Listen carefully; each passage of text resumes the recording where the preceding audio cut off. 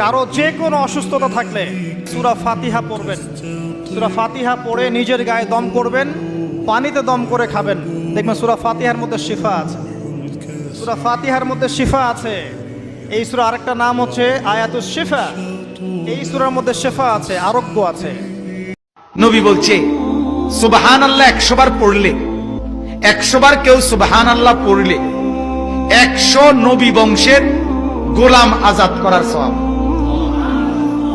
আলহামদুলিল্লাহ 100 বার পড়লে আল্লাহর নবী বলেন 100 ঘোড়া আল্লাহর রাস্তায় যুদ্ধের জন্য দান করার সওয়াব।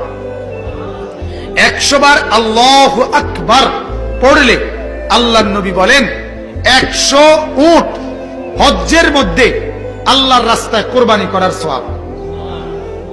হঠাৎ টাকার দরকার হলে সূরা ইখলাসের এই আমলটি করবেন। সুবহানাল্লাহ 55 বার, বিসমিল্লাহ 21 বার, সূরা ইখলাস 21 বার, আলহামদুলিল্লাহ 55 বার পড়বেন। এর ফজিলত হলো হালাল পন্থায় গায়েবী ভাবে আপনার সমস্ত প্রয়োজন পূরণ হয়ে যাবে ইনশাআল্লাহ।